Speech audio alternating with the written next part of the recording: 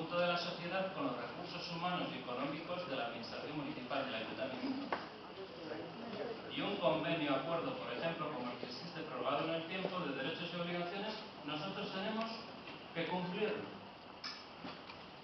Que van a estar siempre los otros, este año que es el centenario de Nicolás Torre, que si tienes que ir, venir y no sé qué, pues el miedo es libre.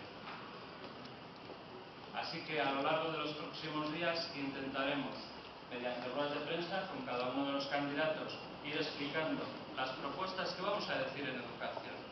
¿Qué vamos a decir a la gente que le están diciendo desde Santander, o cuando te vienen unos padres que dicen que no están de acuerdo con la baremación, que viven detrás del colegio Riomar y les asignan uno que está más lejos? Pues por lo menos escucharles. Porque aquí hay alguien que, como está en Santander, sea quien sea, nosotros sí que tenemos que reconocer alguna, dentro de la gestión, de cómo se gestionó o cómo se entró a formar parte de un equipo de gobierno, porque es que esa es otra.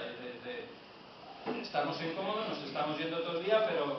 Han pasado cosas, nos han pasado, pero lo que no puede seguir pasando es que cada vez que hay un problema, cuando a alguno os ha tocado que de repente se cierre el servicio de urgencias del primer centro que conocemos como Cotolino, el de la Barrera, que son las 3:00 de la mañana, cuando no hay ni taxis, cuando no tenéis coche propio, cuando el Castrobús no funciona y que os digan que el servicio de urgencias está ya a tomar por saco en el buen sentido, en cuanto a la distancia kilométrica.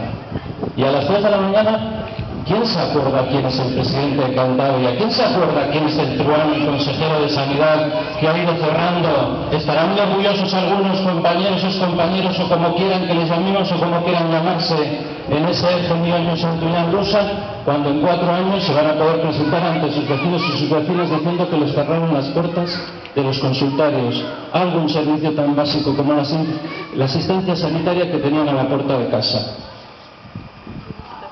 Eso es parte de ese plegarse, y cada vez que se discute un asunto, lo hemos visto, Pepe, lo hemos visto, compañeros y compañeras, en las diferentes comisiones, en los plenos, les nombran a la madre y no se ofenden tanto cuando tienen que votar algo en contra de las siglas o de la consejería del presidente de Cantabria.